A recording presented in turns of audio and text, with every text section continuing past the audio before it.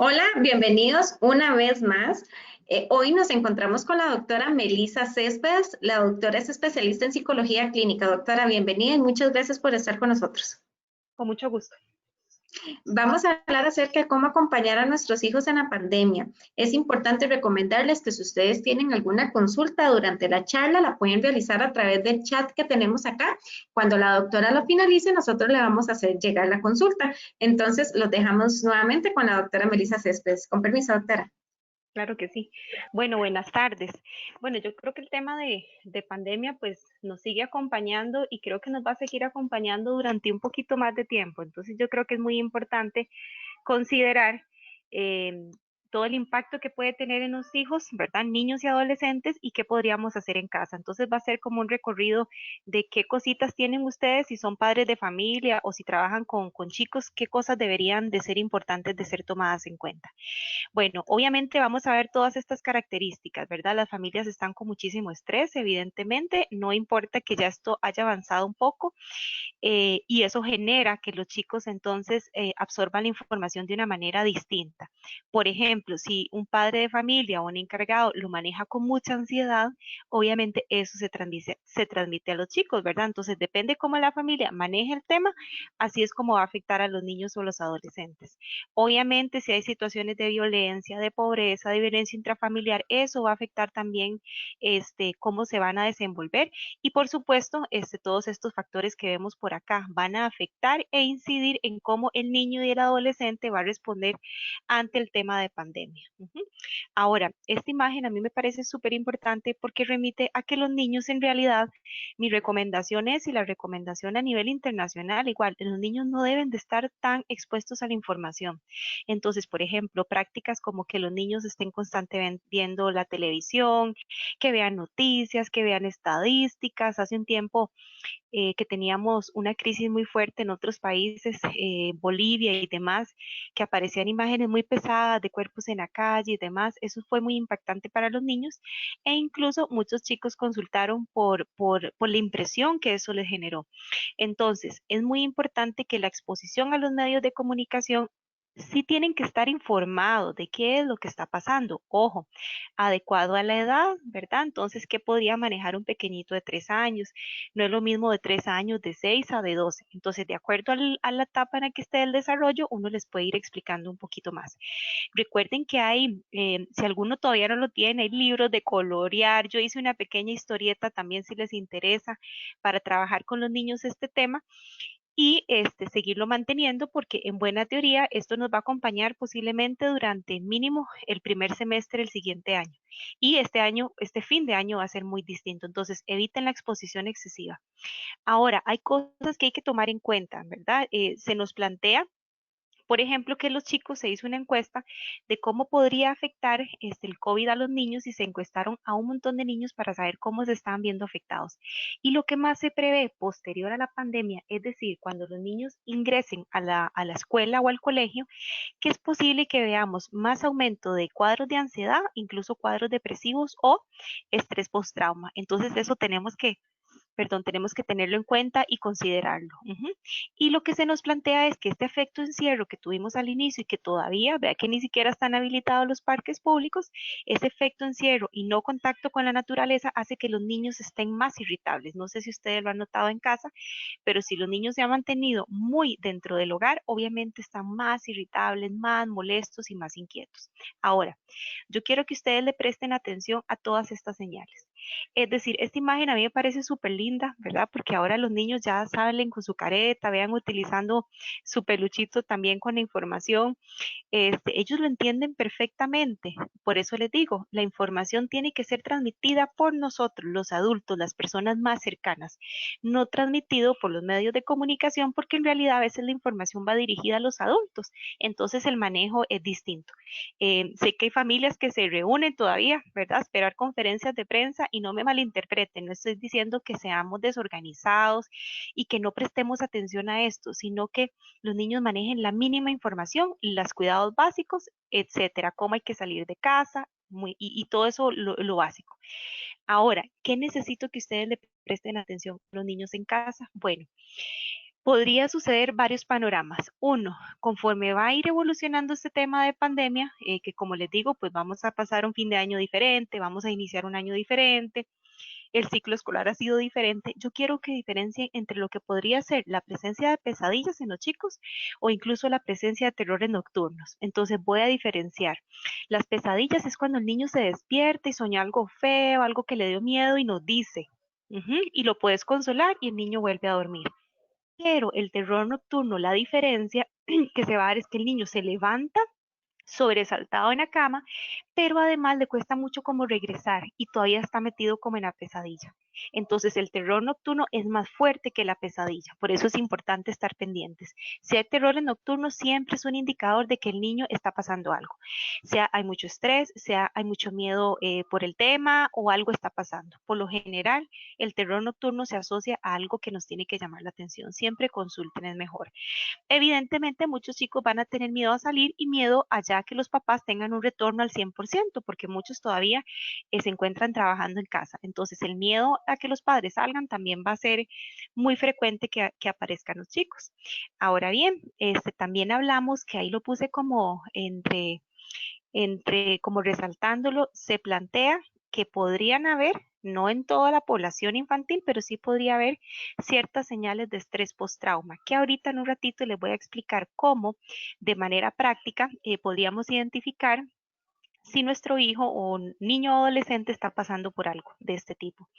Y yo diría que aquí hay que vigilar, bueno, lo que les decía, presencia de ansiedad, presencia de depresión y algo que me ha preocupado mucho, que lo he observado, es el tema del ciberbullying, ¿verdad? El bullying, perdón, acompaña siempre las escuelas, lastimosamente, y colegios, pero ahora la modalidad es que es cibernética, entonces hay muchos niños que no se quieren conectar, no por un desinterés académico, sino porque la están pasando mal, ya sea porque se burlan, no sé, del lugar donde están, de la presentación, ¿verdad? De los ruidos, porque todo esto de las del trabajo en casa es distinto. Entonces, vigile mucho el ciberbullying porque eso también nos está afectando bastante. Y les quiero mostrar algunos síntomas de depresión que podrían pensar en los chicos. Bueno, podría ser que se muestre más triste, más irritable que los demás días y que por lo menos perdure por 2 semanas. Pueden haber conductas regresivas. ¿Qué es eso? Que de repente la vida, digamos, pensemos en un chiquitillo, haya dejado los pañales y vuelve otra vez al tema de los pañales. Ya controlaba en la noche y vuelve a retroceder. O empieza a hablarnos diferente o empieza a comportarse como un niño más pequeño. Por ejemplo, ya vemos que no disfruta nada, no quiere ni jugar, no quiere actividad, no quiere conectarse, no está durmiendo bien, no come bien. Por lo general, los niños no son como nosotros. No sé si ustedes han notado que los adultos, cuando estamos un poco ansiosos, más bien nos da por comer, a algunos. Los niños no, al contrario, por lo general no comen. Y ya tienen que tener mucha ansiedad porque les dé por estar comiendo cosillas, pero por lo general tienden a bajar de peso. Recuerden algo, un niño pasivo siempre es un niño que nos dice algo. El niño fogoso, el niño se enoja, el niño nos reta, el niño es inquieto. Un niño que siempre está pasivo también hay que consultar.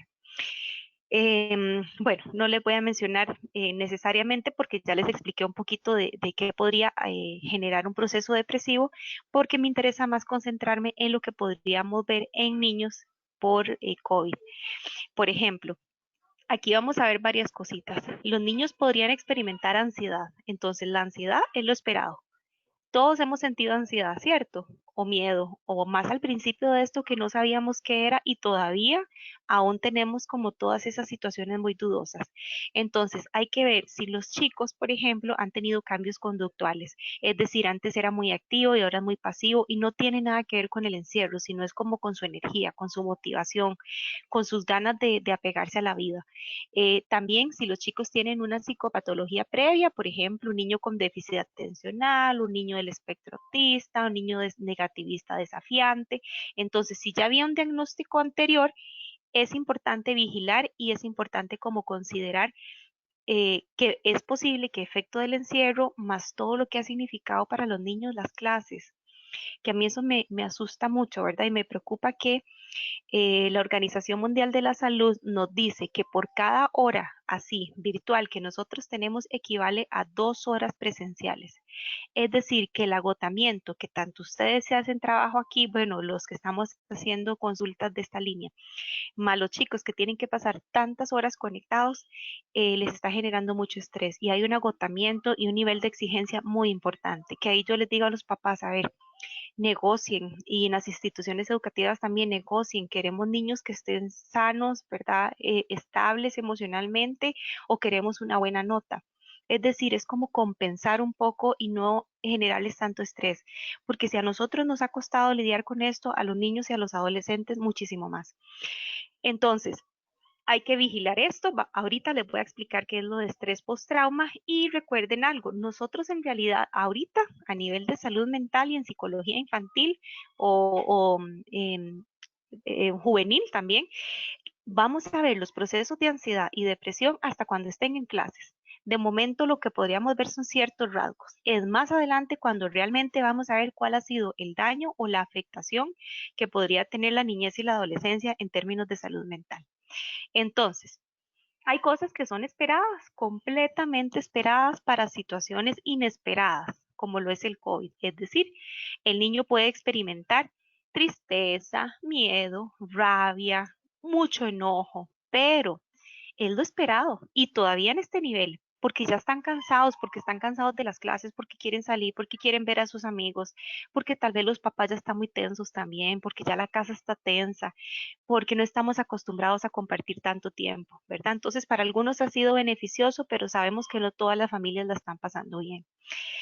Entonces, nunca dejen pasar como el sufrimiento del niño. Siempre es importante validar, pero es esperado que estas emociones estén. Es decir, no pretendan que esté un niño feliz y contento en la casa, ¿verdad? Bajo todas estas circunstancias. Es decir, que le validemos, es más, hasta nosotros, que se vale a veces sentirse mal, que se vale a veces no poder con todo y eso está bien. Y para los niños también es importante que ellos entiendan que tienen derecho a sentirse mal. Lo que tenemos que hacer los adultos es escucharlos. Ahora bien, si un adolescente o un niño nos menciona, por ejemplo, no sé, que se quiere morir, que está cansado de su vida, que ha perdido interés en las cosas, consulten siempre. Nunca subestimen que cuando un niño nos dice o un adolescente que quiere morir es porque está llamando la atención. Bueno, sí, lo está haciendo, pero en un sentido de, hey, por favor, ayúdeme. Entonces, cuando un niño o un adolescente pregunte mucho sobre el cielo, qué pasa cuando la gente se muera. Como ahora nosotros vemos tantas muertes también diarias, el tema de la muerte ha sido un tema súper interesante en los niños. Entonces también hay que trabajarlo. Y de acuerdo a la edad, así es como se va a ir trabajando con los niños. Es decir, igual no es lo mismo un proceso de un niño que tiene 6 años, ¿verdad? A un niño que tiene 12 y que sabe sobre la muerte. Entonces hay que tener mucho cuidado. Ahora, chicos, ¿qué podríamos ver ¿qué podríamos ver en estrés postraumático? ¿A qué me refiero con esto? Cuando hay una situación atípica que nos genera un daño o que nosotros sentimos que daña nuestra integridad, eso podría generar dos manifestaciones. Estrés agudo que se da casi que inmediatamente después de que tenemos un acontecimiento traumático, no sé, que nos asaltaron en la calle, que una situación de violencia, no sé, pero se ve muy rápido, pero es decir, se puede ver días, un mes después, pero el estrés postrauma se ve por lo menos hasta 6 meses. Es por eso que como todavía estamos en este tema pandémico en su apogeo, ¿verdad? Y recuerden que esto va a tener oleadas, entonces vamos a tener como periodos críticos, tal vez como el inicio, entonces, eso lo vamos a ver hasta 6 meses después. Cuando los chicos ingresen a clases es cuando vamos a ver realmente cómo se siente. Esta imagen me parece muy interesante porque los niños están muy aburridos en casa y de repente puede haber un exceso de tecnología, exceso de videojuegos y yo los entiendo, ¿verdad? Como papás que de repente pues tampoco uno puede jugar todo el día, hay otras cosas que hacer, pero sí saquen el ratito para compartir con ellos. Ahorita les voy a dar algunas ideas de acuerdo a la edad para que puedan hacer en familia. Y otra cosa que ha surgido con respecto a eso son los adolescentes. Los adolescentes están muy abandonados en la pandemia. ¿Por qué? Porque el adolescente tiene como ciertas características. Por lo general le gusta estar metido en el cuarto, por lo general está más aislado de la familia, quiere hacer cosas solo, ya no quiere compartir tanto con nosotros, pero se está descuidando mucho y ellos están teniendo como un doble encierro. Estoy encerrado en mi cuarto, pero estoy encerrado en mi casa. Y el detalle es, conozco algunos casos en, perdón, incluso se les lleva la comida a la habitación y no, el adolescente tiene que salir de ese cuarto. Tenemos que saber qué está haciendo, ocupamos que se bañen. Y eso es interesante, a ese le colocaron el nombre, el síndrome de la pijama, ¿verdad? Que en ese sentido, por ejemplo, los chicos pasan todo el día en pijamas, pasan ociosos, no se quieren bañar y que eso les está generando, bueno, eso está aquí, mentira, ahorita me retrocedo, les está generando un montón de cosas. Entonces yo necesito que de verdad vigilen mucho a los adolescentes, que de repente el niño llora, busca ayuda, se ve ansioso, molesto, pero el adolescente a veces no nos da muchas señales y tenemos que saber qué pasa en ese cuarto, qué está haciendo el adolescente, con quién está conversando, porque ahora hay exceso de tecnología. Tenemos que poner horarios igual para el uso de la tecnología. Tenemos que incentivar otras actividades. Y que ahora que tenemos un poco más de apertura, hay que apostar un poco por eso. Y estos son todos los síntomas o señales que ustedes podrían ver en los adolescentes. A mí me llegan adolescentes ojerosos, claramente, de verdad, como si estuviesen encerrados por un montón de tiempo en habitación y se normaliza porque el adolescente es así y no, el adolescente no lo podemos dejar afuera, no lo podemos dejar encerrado en el cuarto y porque como ahí está queditito, ¿verdad? De repente es más conveniente en algunos casos, pero sí tenemos que hacer lo posible por sacarlo, por salir de ahí. Ahora, les hablaba que el estrés postraumático tiene tres características muy específicas. La primera es que la persona puede tener reexperimentación de lo que vivió. Entonces puede ser que un niño llegue con imágenes de las personas que fallecieron, imágenes de los números, de las estadísticas o algo que le impactó. Esa es la primera señal, como que el niño empieza a revivir en su mente. Eso se llama flashbacks porque son como imágenes fotográficas que aparecen de repente, no es como que el niño la genera o la persona. También se pueden volver evitativos. Entonces, definitivamente, si antes costaba que los chiquillos ingresaran a la escuela, bueno, habría que ver, ¿verdad? Porque van a estar los que están contentísimos de entrar y van a haber otros que van a tener mucho miedo de entrar, entonces se van a volver evitativos, es la otra característica. Y la tercera es que también vamos a ver muchas fluctuaciones en el estado de ánimo, mucho humor depresivo, mucha ansiedad, mucho miedo e incluso aislamiento. Eso ya se los expliqué. Ujú. Porque quiero ir un poco más a esto. Recuerden que los cambios que van a tener los chicos van a ser muy importantes, ¿verdad? En diferentes opciones. Vamos a ver para correr esto para acá. ¿Ok? Entonces es importante estar atentos a los cambios y las reacciones en el estado de ánimo de los niños. Como les digo, no es esperado que los niños estén tan tranquilos, ¿verdad? Y que estén ahí como muy silenciosos. Siempre hay que preguntar, un poco como cuando hacen travesuras y uno dice, ¿qué estarán haciendo? ¿Verdad? Entonces sí tienen que estar muy pendientes a ciertas señales y sobre todo a los cambios y al estado de alerta que podrían estar los niños, como un estado de hiperactividad, no necesariamente, sino como que están a la defensiva. Esa es la palabra correcta. Ujú. Ahora, algo que yo les voy a recomendar. Entonces, ese es el panorama. Hagamos un resumen súper rápido de esto. Uno, los niños no deberían de estar expuestos a la información de la pandemia, solo lo necesario, adecúen la información a la edad, incluso la cifra de muertos por día tampoco es necesario, es decir, que se desintoxiquen un poquito de la información y de toda esa transmisión que se está dando, ¿de acuerdo? Entonces, que eso sea muy importante, que no estén expuestos. Dos, la información apropiada según la edad. Tres, el niño aprende por lo que observa de nosotros, es decir, si yo tengo un comportamiento muy ansioso sobre el tema, es tal cual mi hijo lo va a desarrollar. Si tengo un comportamiento controlado, cuidadoso, todo va a fluir y va a funcionar. Entonces recuerden que los niños aprenden por observación. Y aquí yo quería comentarles que el juego es una de las actividades importantísimas en la infancia e incluso se reconoce como un derecho fundamental de los niñez. ¿Por qué? Porque el juego le permite, es como un portal, yo digo que es como una forma de transportarse a otras realidades y me he dado cuenta que muchos papás no están jugando, Y yo creo que no es por falta de tiempo, sino es porque no lo ven como algo necesario. Y a través del juego, el niño expresa un montón de cosas. Y en tiempos de COVID, el juego sigue siendo la recomendación fundamental. Y no me refiero al videojuego ni al uso de tecnología. No, sí se puede utilizar de forma regulada, aunque recuerden, menores de 6 se recomienda que ni siquiera lo utilicen porque no les aporta nada. Por eso yo estoy como un poquito como inconforme con los más chiquititos que reciben clases de manera tan temprana, ¿verdad? Entonces yo Doctora, creo que sí. sí, disculpe que le haga la interrupción. Acá nos comentan que solo se ve la imagen del osito. No sé si es que usted solamente tiene esa imagen o tal vez fue que se pegó, porque usted va haciendo alguna presentación o solamente esa imagen. No, el niño con el osito o se quedó ahí pegado. Sí, Ujú. solamente se muestra esa, entonces no sé si. Me dicen, chicos, para irlo moviendo, cambia. No, Vamos a ver. no cambia. Tal vez si hacemos el intento de cerrar y volverla a abrir. Ok, Ahí, perfecto. listo, perfecto, doctor. Ahora Ahí sí, se ve. sí, señora. Muchas Ah, bueno, gracias y disculpe. perfecto. No, no se preocupen. Bueno, por dicha, pues la información se las he dado, pero sí, tal vez se quedó y qué dicha que nos dicen porque de repente yo sí la veo, ¿verdad? Entonces no me doy cuenta. Ok, entonces el juego siempre va a ser como la posibilidad que tiene el niño de expresar sus emociones, que tiene de poder entender qué es lo que está pasando.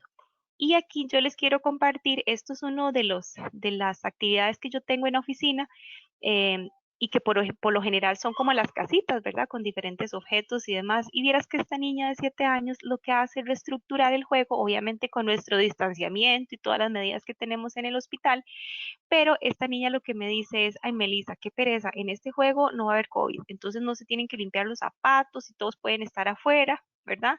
Entonces el juego les permite al niño liberar la ansiedad. Es más, ojalá nosotros los adultos tuviese esa oportunidad, ¿verdad? De conectarnos un poco más con nuestro niño interior, porque realmente eso le permite al niño procesar la información.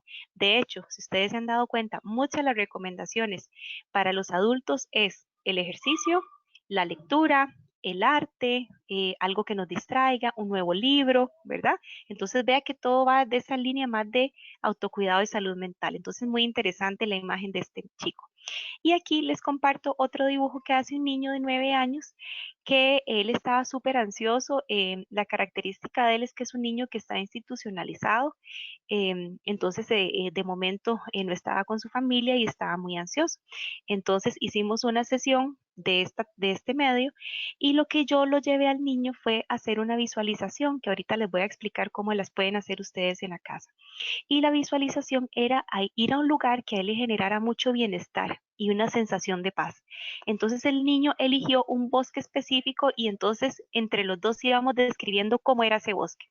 Cerramos los ojos los dos, ¿verdad? Bajo esta tecnología y nos fuimos como en ese viaje, ¿verdad? En ese paseo. Al final, lo que yo le solicito al niño es que por favor, dentro de las cosas importantes es que hagamos un dibujo de lo que a él le pareció más chiva, ¿verdad? De la visualización. Entonces, lo que él hace como, lo que él recuerda más es el autobús, que el autobús para él es cuando llegan a la institución y los llevan de paseo. Entonces, ese dibujo yo solicito que se le pegue en su habitación y que entonces cuando el niño le entre esa ansiedad fea que a él le da, que entonces pueda imaginar que va en este bus y que se va a ese lugar seguro. Entonces, los niños tienen esa facilidad, nosotros lo vamos perdiendo. Aún así, esto yo lo trabajo con adultos no así, ¿verdad? Tengo sus variantes y eso se llama meditación y relajación. Y yo creo fielmente que eso ayuda un montón a los niños. Yo aparte de psicóloga, también soy instructora de yoga infantil, entonces yo trabajo mucho con los niños su capacidad de creatividad, la capacidad de escucharse internamente, cómo manejar la respiración de forma adecuada, cómo callar la mente de cuando nos preocupa mucho las cosas. Y he hecho proyectos ahora en tiempos de pandemia donde doy sesiones de yoga grupales y gratuitos, chicos, para los que son de la comunidad de Moravia. La Municipalidad de Moravia lo hizo, y dimos un montón de sesiones de talleres virtuales para ayudarles a los niños, sobre todo en la relajación, la respiración, que básicamente es muy importante trabajarlo ahorita. Entonces, les voy a mostrar. Vean qué interesante esta imagen que está acá. Ese es un niño que lo único que tiene es una caja Eso es una botella de un refresco X y lo que él hace se monta en un cohete. De repente a veces uno se complica con los regalos porque al final ellos juegan con las cosas más simples. Siempre piense, los niños no necesitan juguetes caros ni necesitan cosas de muy sofisticadas. Las cosas más sencillas son las que a ellos les genera más gracia y lo que a mí me gusta es que desarrolla su creatividad. Por ejemplo, mi hijo cumplió años el sábado la semana pasada y le regalaron 3 globos, pero sencillos, no era un globo común y corriente, no era nada espectacular. Y entre todos los regalos que le fueron a dejar, lo que más le hizo gracia fueron los globos y pasó toda la tarde jugando con los globos y no volvió a ver ningún regalo. Entonces, qué vacilón, ¿verdad? Que un globo es súper económico y eso fue lo que a él le encantó y no era nada especial, no era como un globo metálico o algo, nada. De esos globos súper sencillos y fue lo que más gracia le hizo. Entonces, les voy a explicar. El juego evoluciona con la edad, entonces obviamente no vamos a jugar lo mismo, el juego va modificándose conforme los niños crecen. Entonces, el juego simbólico es este, muy recomendable para los niños que están entre los 2 y los 11 años. Por ejemplo, vean que el rango es muy amplio, porque obviamente ahí, con el juego los niños nos dicen qué les preocupa, qué es lo que necesitan, qué es lo que extrañan. Ahí expresan su enojo, su miedo, sus frustraciones, todo. Y por eso es importante utilizarlo. Entonces, de esa edad, el juego simbólico o recrear situaciones, vieras que funciona bastante bien. ¿A qué me refiero con juego simbólico? Todo esto, el desarrollo de la creatividad. ¿Qué podemos inventar en la casa? ¿Qué tenemos en la casa? Y como les digo, no implica que ustedes vayan a comprar absolutamente nada. La parte teatral tiene que ver con hacer roles. Una familia me contaba que yo decía, wow, qué creativos, hacían sesiones los viernes como de teatro, entonces como que se ponían papeles, roles, utilizaban, digamos, los chiquillos utilizaban la ropa de la mamá, los varones la ropa de papá y hacían roles y se hacían sus sesiones como para entretenerse un poquito, se reían un montón y lo que generan es la creatividad, la parte de espontaneidad y al final de cuentas se están ocupando en algo que no sea sentarse a ver televisión, que esa sería como una de las vías que no crean. No es que estoy diciendo que yo no lo utilizo, porque también tenemos que hacer otras cosas, pero que sea como el menos tiempo y que podamos destinar un poquito de tiempo para jugar. Hay papás que me dicen, Melissa, yo no sé jugar, y yo les digo, a ver, no es gran ciencia jugar, nada más siéntese y que su hijo lo dirija. No se vale que si a nosotros en infancia no nos enseñaron a jugar, que nosotros no lo hagamos. Después, hagan juegos psicomotores. ¿Qué tiene que ver los juegos psicomotores? Por ejemplo, hacer circuitos en la casa. Muchos papás con los más chiquitillos ponen cojines. Yo les voy a contar el mío que me hizo mucha gracia porque él está bastante pequeño. Tiene 3 años y por supuesto pues yo no ha salido como, al no ser que sean cosas muy necesarias, ahora estamos saliendo un poquito más. Y cuando me di cuenta que yo corrí todas las sillas de la sala como para limpiar, cuando me doy cuenta, él las acomodó en fila de manera tal que cayera en el sillón, pero lo hizo solo. Entonces él acomodó las sillas y me decía que era un tren. Él no sabe decir tren, le dice tan, ¿verdad? Entonces iba brincando y caía en el sillón. Obviamente no representaba ningún peligro, pero yo dije, mira, ni siquiera a mí se me ocurrió que eso podría ser un tren. Entonces ya fue como el juego vacilón cuando hago limpieza, porque él hace su propio tren. Entonces vean la capacidad, 3 años, la capacidad de creatividad que tienen. Pueden poner cojines. Hay un juego súper bonito que pueden hacer con los chicos, que es la búsqueda de tesoros también por la casa, buscar pistas. Es que papás y mamás, ahora nos toca ser demasiados creativos, ¿verdad? Yo creo que también ahora somos un toquecito más empático con los profes, de que a veces uno con uno, con dos o con tres, y es duro, ¿verdad? Más el trabajo, más ayudarles en la escuela. Ahora tener 35 de estos, ¿verdad? Es complejo, entonces vean que tenemos que utilizar mucho la creatividad. Pero yo recomiendo esos juegos porque lo psicomotor les permite activarse. Entonces, por ejemplo, hacer juegos yo a los chiquillos los pongo a hacer, digamos, juegos de lagartijas. ¿Cuántas lagartijas puede hacer? Los más grandes. Y ellos se empunchan más que uno, ¿verdad? ¿Cuánto puede durar en plancha? ¿Cuántos burpees puede hacer? ¿Cuántos saltos de rana puede hacer? Y ya con eso están sudando, de paso uno se ejercita un poquito, ¿verdad? Y ellos liberan muchísima tensión. Pero ya con los chicos más grandecitos, ya preadolescentes o adolescentes, trabajen con lo que les decía, la relajación y la meditación. ¿Cómo hago eso? Súper sencillo. Pueden ambientarlo si ustedes son creativos. Por ejemplo, si ahorita no podemos ir a la playa, no podemos ir a un parque, ustedes se van a buscar. en cualquier lugar, música de sonido del mar y lo van a ambientar. Pueden poner, no sé, algún incienso, quemador de coco, pueden hacer una comida específica de la playa, no sé. Vean que todo lo que yo les recomiendo no implica ningún gasto adicional, sino que es la creatividad, la disposición y yo creo que todos tenemos tiempo para lo que queremos, entonces para ellos es muy importante dedicarles estos espacios. Y lo más importante de estos procesos es la respiración. Y la técnica que les voy a pedir que utilicen con sus chicos ya más grandecitos es que hagan inhalaciones muy profundas por la nariz. Y recuerden, ahora el uso de caretas y mascarillas nos está afectando mucho la oxigenación, entonces cuando no las usamos tenemos que trabajar mucho en la respiración. Inhalaciones profundas y exhalaciones por la boca, yo le digo a los niños y a los adolescentes como si inflaran un globo, ¿verdad? Entonces que saquen todo ese aire. Y después de unas cuantas respiraciones se pueden acostar, se pueden sentar. Bueno, hoy vamos a ir de excursión. Puede ser que la mamá sea el día que va a hacer la excursión a la playa y describe y cómo está la temperatura y van a sentir la arena y con qué ropa anda, qué olores sentís. Puede ser que el otro día, esto no es para todos los días, ¿verdad? Lo podemos hacer porque tampoco podemos hacerlo todos los días. Puede ser los fines de semana, un día a la semana. Hay papás que escogen los lunes para hacer actividades familiares y yo decía, qué vacilón, porque yo lunes estoy como cansada. Pero bueno, hay familias que les funciona más hacer actividades los lunes, dice que como para empezar la semana conectados. Y yo, bueno, cada familia es diferente. Entonces, respiración y después visualización. A un lugar bonito, puede ser que lo haga mamá, después lo hace el hijo mayor. Cada uno use la creatividad, pueden buscar elementos de la casa.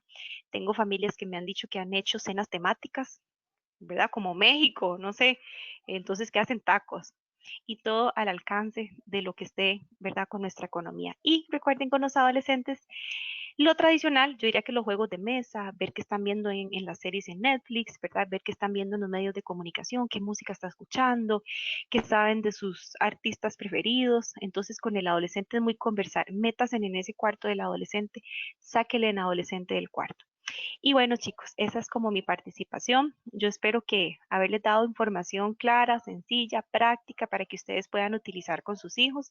Si ocupan más ideas, pues ahí están mis contactos para que puedan seguirme en la página por WhatsApp. Igual pueden ubicarme en los contactos del hospital. Yo estoy en la Torre Médica Omega, en el piso 6. Entonces, lo que necesiten, con muchísimo gusto. Gracias por haberse conectado y por interesarse en poderse conectar mejor con sus hijos e hijas. Doctora, Excelente. muchísimas gracias por la participación. Más bien acá, bueno, no tenemos consultas de momento, pero ya como lo dijo la doctora, ahí quedan sus contactos. También ella se encuentra en la Torre Omega. Pueden llamar también al 2522-1000 y invitarlos para que puedan estar al tanto de las redes sociales donde estaremos publicando los próximos eventos. Doctora, muchísimas gracias nuevamente y feliz tarde. Igualmente para ustedes. Hasta luego.